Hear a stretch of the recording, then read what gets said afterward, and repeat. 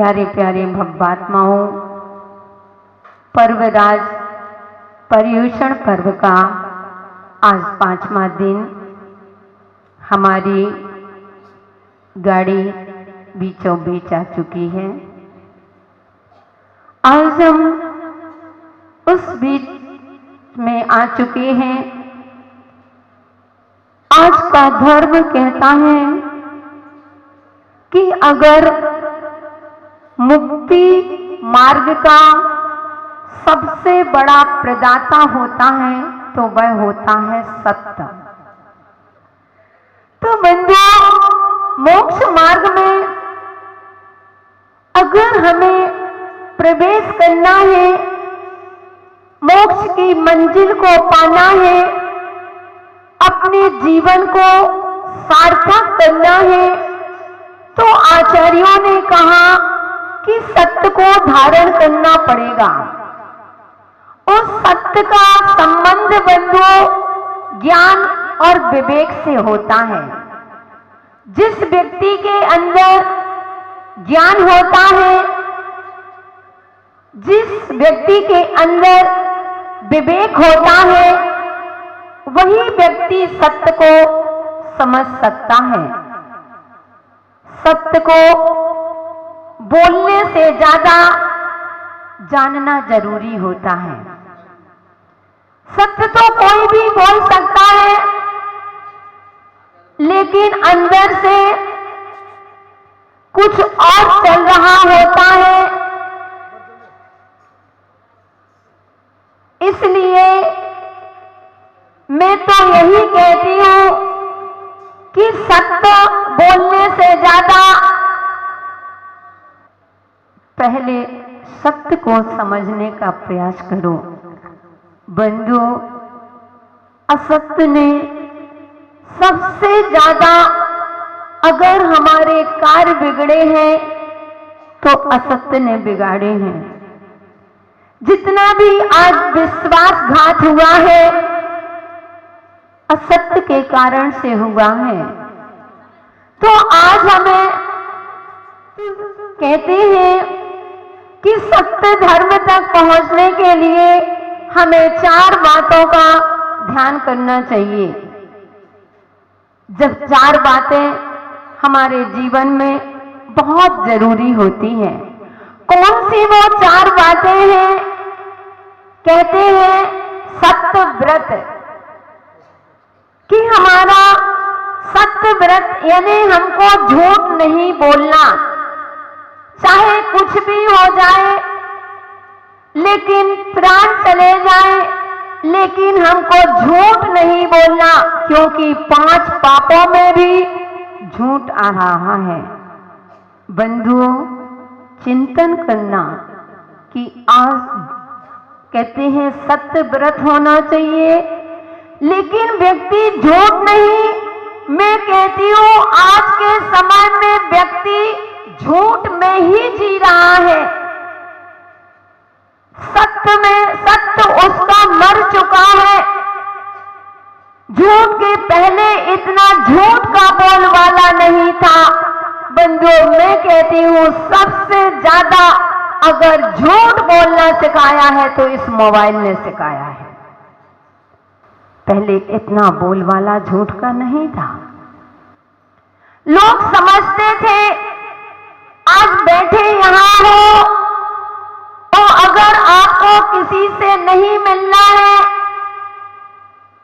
आपके पास फोन आ गया। पहले तो कहते वो डिब्बा वाला बेसिक क्या कहलाता है, कौन सा फोन रहता था, बेसिक फोन रहता था। अगर उसमें किसी ने आपको फोन किया है, आपने रिसीव किया है, तो इसका तात्पर्य सत्य का पता चल जाता था कि आप घर में ही हैं, तभी आपने फोन उठाया है, तभी आपने फोन रिसीव किया है। और बंधुओं, आज बैठे यहां हैं, अगर हमें नहीं मिलना है तो कह दिया हम यहां नहीं, हम तो बाहर हैं।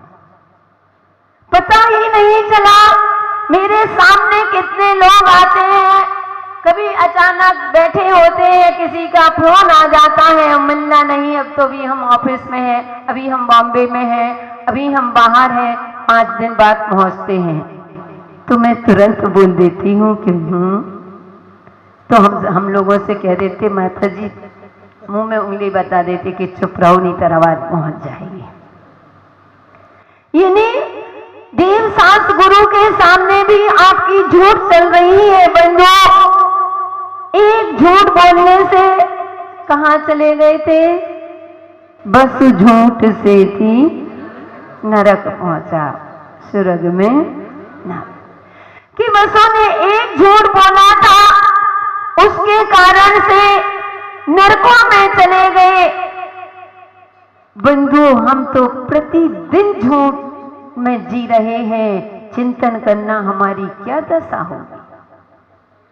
क्या हमें मोक्ष मिल जाएगा? क्या कहीं ऐसा तो नहीं उन पंडित जी के समान, जो एक पंडित जी रोज राजा के दरबार में जाते थे और कहते थे, रोज उपदेश देते थे, राजा प्रतिदिन शराब की बोतल के बोतल पीता है, ड्रिंक कर रहा है। लेकिन बंधुओं, और पंडित जी अपना उपदेश दे रहे हैं, तो उपदेश देने के बाद वो बड़े खुश रहते थे। एक दिन पंडित जी साहब को बाहर जाना था, उनका बेटा भी विद्वान था। कहते हैं, जिनके गुरु अच्छे होते हैं तो शिष्य अपने आप अच्छे होते हैं, और जिनके पिता अच्छे होते हैं तो पुत्र भी उनके अच्छे होते हैं। तो वह पंडित विद्वान थे, और बंधु उसने अपने बेटे से कहा कि बेटा तुम जाओ और वहां पर जाकर के राजा के दरबार में उपदेश दे आना। उन्होंने कहा ठीक। बंधु वह पहुंचा और राजन से पंडित जी ही बोल गए थे कि कल मेरा बेटा आएगा इस सभा को उपदेश देने, मैं कल बाहर जा रहा हूं। आज्ञा मिल चुकी। बेटा पहुंचा, उपदेश शुरू हुआ, तो उसने सप्त व्यसन के ऊपर जब बोला तो उसने कहा, जो एक बूंद शराब पीता है वह सीधे नरकों में जाता है। बंधु, सत्य कड़वा होता है, समझ गए ना? सत्य कड़वा होता है। अब उससे रहा नहीं गया और उसको राजा को इतनी तेजी गुस्सा आता है और कहते हैं सीधे इसको सूली की सजा दी जाए। उस व्यक्ति ने क्या बोला? यही तो बोला है कि एक बूंद शराब, कौन सा झूठ बोला है, सत्य ही तो बोला है। अब उस राजा को गुस्सा आया। नगर में सारी भीड़ लगी हुई थी, क्योंकि बंधु ध्यान रखना, सत्य वास्तव में अकेला होता है, असत्य की भीड़ लगी होती है। जहां जहां पर भी सत्य का समय आया उसको अकेले ही रहना पड़ा। जब सेठ सुदर्शन को सूली पर चढ़ाया गया था उस समय सेठ सुदर्शन अकेले ही थे, कोई और दूसरा नहीं था। चारों तरफ असत्य का घेरा था, लेकिन सुदर्शन सेठ को अकेले सूली पर चढ़ाया गया था। सीता की जब अग्नि परीक्षा हुई थी तब सीता को अकेले ही अग्नि परीक्षा देना पड़ी। सीता अकेली थी, कोई भी नहीं था, चारों तरफ असत्य का मेला लगा हुआ था। गज कुमार मुनि राज को जब सिगड़ी पर जलती हुई सिगड़ी उनके सिर पर रखी गई थी, तब वह गज कुमार मुनि राज अकेले ही थे, वहां पर कोई भी दूसरा नहीं था। कहते हैं मानतों आचार्य महाराज को जब उस राजा ने ताले के अंदर जेल में डाल दिया था, तब मुनि राज कितने थे?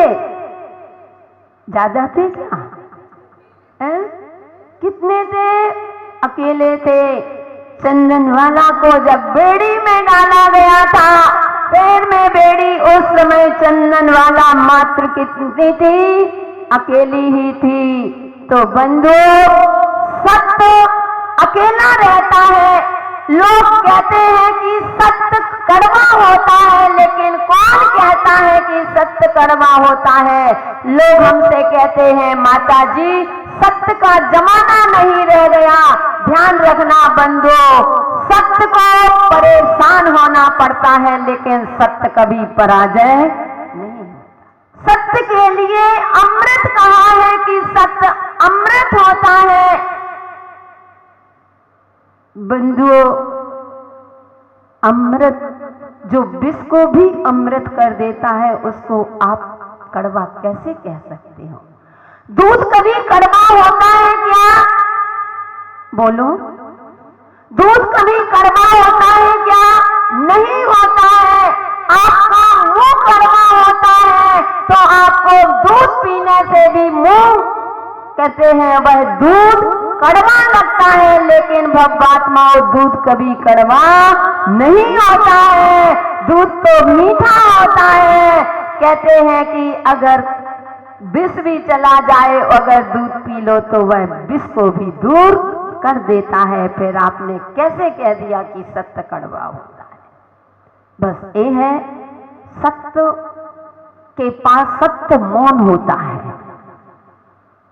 यहाँ वचन गुप्ती के लिए कहा है 4 चीजों का ध्यान रखना है, सत्य व्रत, सत्य धर्म और भाषा समिति और वचन गुप्ती।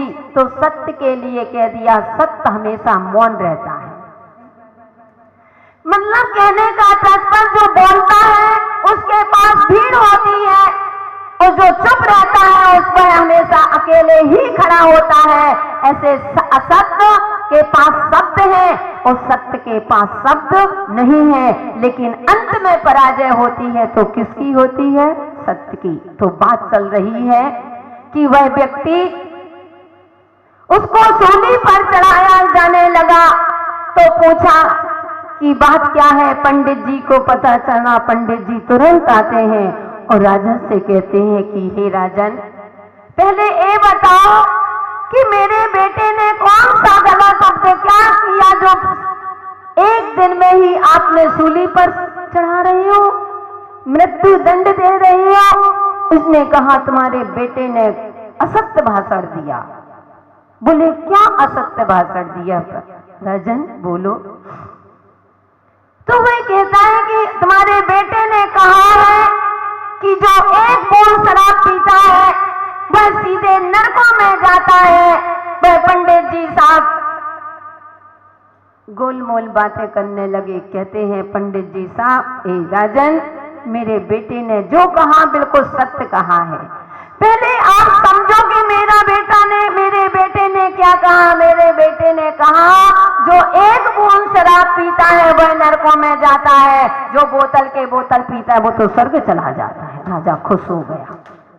तो उसने कहा कि जो राजा खुश हो गया, तो बंधु झूठ का बोलबाला ऐसे ही मुझे लगता है आप लोग सोचते हो कि बस झूठ से ही नरक पहुंचा। उसने एक झूठ बोला था वो नरकों में गया।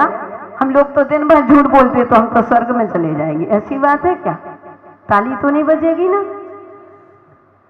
तो बंधु कहने का तात्पर्य कि सत्य को पचाने में भी बड़ा जोर होता है, इसलिए कभी भी बोलो तो सत्य बोलो।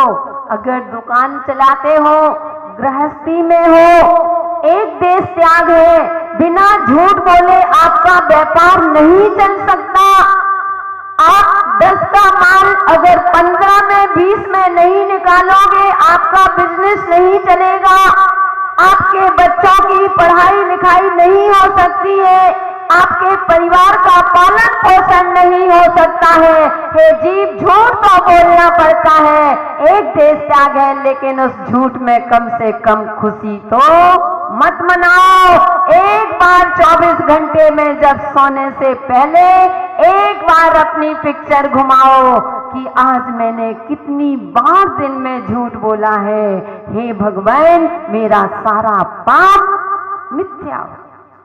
दुकान में अच्छा माल चला गया, कोई बात नहीं, आनंद मत मनाओ। ये मत कहो कि आज तो हमने फलाने व्यक्ति को बड़ा उल्लू बनाया, आनंद मना रहे हो, खुशियां मना रहे हो, यहाँ तुमने फलाने व्यक्ति को उल्लू बनाया, ध्यान रखना अगले भाव में तुम्हें नियम से उल्लू बनाया जाएगा।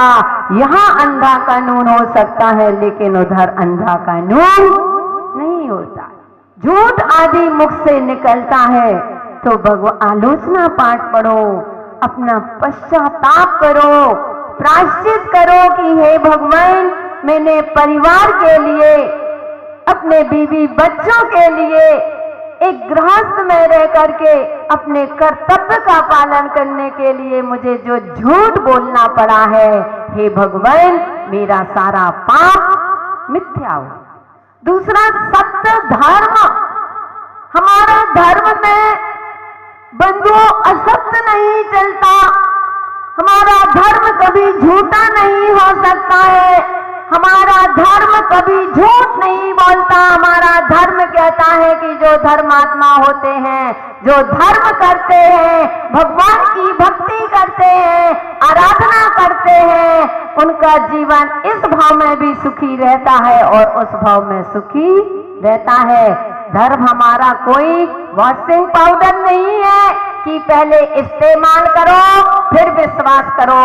धर्म हमारा वह कंपनी बीमा है जो जीवन के साथ भी है और जीवन के बाद भी। ऐसे बोलो कि किसी को कष्ट ना हो, कभी किसी का दिल दुख जाए, ऐसे बोल कभी मत बोल। घावों पर मलहम बन जाए, ऐसे बोल बड़े अनमोल। कहलाता यही ज्ञान बाबा, कहलाता यही ज्ञान, कर तू प्रभु का ध्यान बाबा। यानी भाषा समिति अपनी भाषा हित मित प्रिय बोलो। कभी हमारी भाषा से किसी को दुख ना हो। गोली का घाव भर सकता है लेकिन बोली का घाव कभी नहीं भरता। और चौथा धर्म कहता है वचन गुप्ती, कुछ नहीं मौन हो जाओ। उन आदिनाथ महावीर भगवान ने दीक्षा ली, दीक्षा के पर्यंत मौन हो गए। आदिनाथ भगवान ने इतने वर्षों तपस्या की, मौन हो गए। बाहुबली ने दीक्षा लेकर के कही कि मौन हो गए। क्यों? क्योंकि उनको भी सत्य को समझने में समय लगेगा।